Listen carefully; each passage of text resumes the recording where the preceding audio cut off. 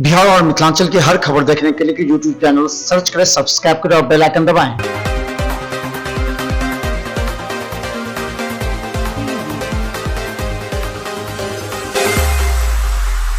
Headlines के प्रायोजक हैं एमएन होम सॉल्यूशन। एक ही छत के नीचे मकान बनाने का सभी सामान उपलब्ध। जल्द संपर्क करें। एकमी घाट सेंट्रल बैंक के बगल में, लहरियासराय, दरभंगा। नमस्कार, बिहार मिथिला न्यूज में आपका स्वागत है। मैं हूं मनोज। कोरोना संक्रमण से उबरने के बाद अब दरभंगा ही नहीं, पूरे बिहार के साथ भारत की राजनीति भी सक्रिय हो गई है, जहां एक तरफ नरेंद्र मोदी ने बैठक करते हुए अब नए मंत्रिमंडल के गठन की बात कर दी है। इसके बाद से ही बिहार की राजनीति में भी उबाल लग गया। जैसे पिछले एपिसोड में देखा था हमने कि जदयू से भी कई मंत्री शामिल होने जा रहे हैं। लेकिन हम बता दें कि आपको हम आज से कुछ वर्ष पहले ले जाना चाहते हैं, क्योंकि आपको इतिहास जानना जरूरी है राजनीति की। एक समय जब देश में इमरजेंसी थी और खुद इंदिरा गांधी ने कई बड़े नेता को जेल में डाल रखा था, जिसमें आप जानते होंगे जयप्रकाश नारायण, जानते होंगे राजनारायण मोरारजी देसाई से कई ऐसे। उस समय हम बता दें, जनता पार्टी ही एक मजबूत विकल्प बनकर उभरा था, वो कांग्रेस का था। वैसी परिस्थिति में हम आज आपको सबसे पहले मिला देते हैं उस जनता पार्टी को। इसके हमने बैकग्राउंड बताया। उस जनता पार्टी के बागडोर को संभालने वाले और उसे एक बार फिर जन जन तक पहुंचाने के लिए जनता पार्टी नए स्वरूप में अब पूरे देश और बिहार के साथ दरभंगा में भी। हमारे साथ बिहार प्रदेश अध्यक्ष हैं जनता पार्टी के संजीव चौधरी जी, आपका स्वागत है। अब हम बात की जानकारी करेंगे, क्योंकि ये इतिहास है और इस इतिहास की जानकारी अपने नए युवाओं को भी जानना आवश्यक है। जिस जनता पार्टी का गठन किसी उद्देश्य से हुआ था, क्या उस उद्देश्य की पूर्ति हो पाई? हालांकि ये कई वर्षों तक के लड़ने के बाद जनता पार्टी फिर अस्तित्व में आई है। आज इसी पर हम चर्चा करेंगे और आप लोग निश्चित ये कार्यक्रम देखें। संजीव जी, एक चीज तो हमने कुछ बैकग्राउंड बताया, ये जो उद्देश्य था जनता पार्टी का जिस समय गठन हुआ था इमरजेंसी में, यानी कि कांग्रेस के खिलाफ, आज वो जनता पार्टी कहाँ है और किन परिस्थितियों से गुजरकर आज फिर से एक बार प्रारंभ होने के लिए? जैसा कि आपने बताया कि 1977 में इमरजेंसी के टाइम में जनता पार्टी का गठन हुआ।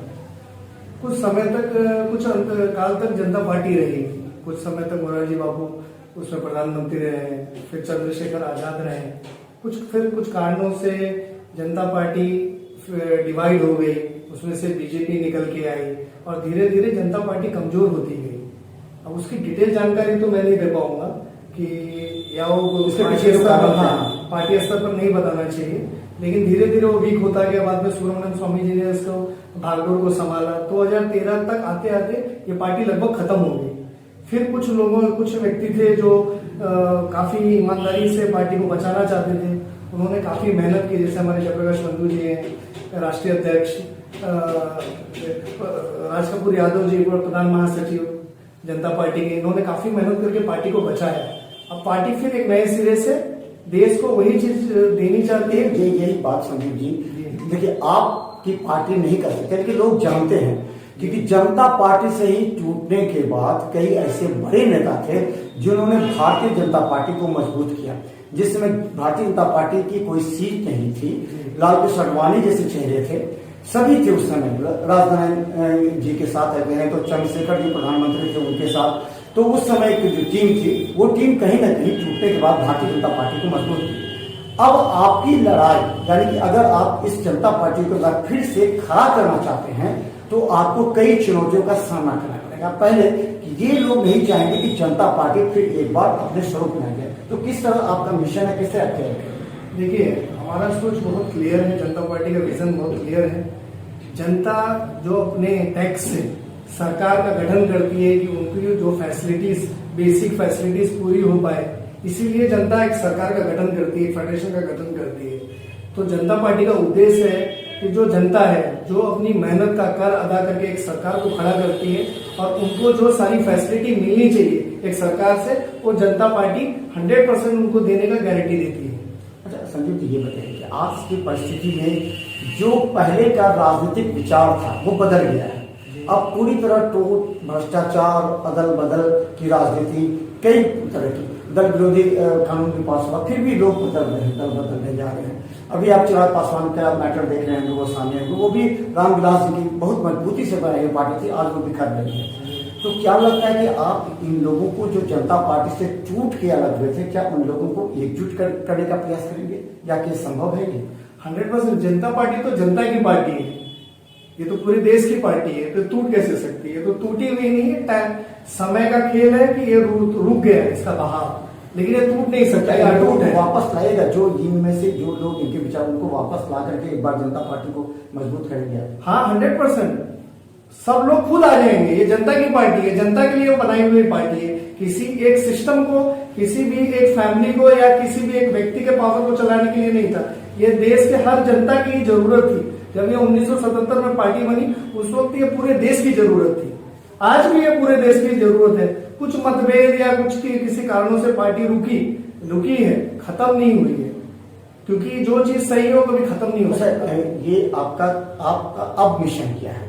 अब मिशन आपका प्रारंभ हुआ है जनता पार्टी को एक बार फिर से, क्योंकि आपने कहा कि सुब्रमण्यम स्वामी इसको प्रारंभ में चला रहे थे बाद में, उसके बाद फिर ये टूट गई, उनका विचार बदल गया, वो भारतीय जनता पार्टी की तरफ आ गया और भारतीय जनता पार्टी के विचार से वो हालांकि सक्रिय भूमिका नहीं दिखाते, लेकिन अभी वो भारतीय जनता पार्टी के ही माने जाते हैं, वो कार्य करते हैं। तो क्या लगता है कि आप एक बार क्या मिशन होगा आपका अब आने वाले समय में? देश को, संपूर्ण देश को एक परफेक्ट सरकार देने की, जनता पार्टी के माध्यम से एक मजबूत सरकार देना, एक सक्रिय सरकार देना जिसका एडमिनिस्ट्रेशन स्ट्रांग हो, डिक्टेटरशिप नहीं हो जिसके अंदर, जहां एक व्यक्ति का राज ना चले, जहां हर व्यक्ति अपनी बात रख सके, उनकी जरूरतें पूरी हो सके, अपने मुद्दों को रख सके, जहां उसे डेमोक्रेसी, जिसको एक्चुअल डेमोक्रेसी बोलते हैं, उसको मिल सके।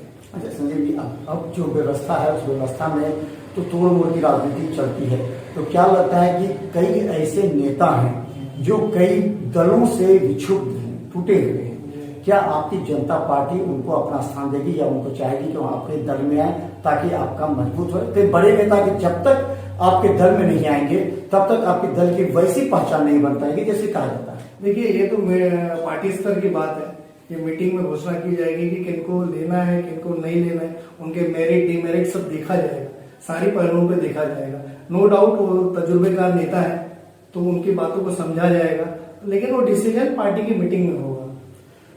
संजीव जी हमारे साथ हैं, बता दें कि बिहार प्रदेश अध्यक्ष हैं जनता पार्टी के, वो जनता पार्टी जिन्होंने एक सपना देखा था जन जन तक सुरक्षा के साथ विकास करने की, जो है प्रकाश नारायण जी का सपना था, जो मोरारजी देसाई का सपना था, इसके ही नहीं बड़े बड़े नेता इससे जुड़े हुए थे, उनका सपना था। उनको सपने को साकार करने के लिए वो एक बार फिर बिहार में आए हैं और बिहार में हर जगह यानी हर जिला स्तर पर, पंचायत स्तर पर वो पार्टी संगठन को खड़ा करेंगे। किस तरह आप खड़ा करेंगे इसको? हमने एक अभियान जैसे चलाया है जनता पार्टी जनता के द्वार, हम इस तरह से हर एक जनता तक पहुंचेंगे, जिला, पंचायत, गांव, हर एक व्यक्ति तक पहुंचेंगे और वो लगभग सारी चीजें लोग जानते हैं, बस एक रिवीजन की जरूरत है, ज्यादा कोई मेहनत की जरूरत नहीं, एक रिवीजन। जैसे हम लोग साल भर पढ़ाई करते हैं तो लास्ट में एग्जाम टाइम में रिवीजन करते हैं, तो मेरा मानना है कि जस्ट एक रिवीजन टाइप है।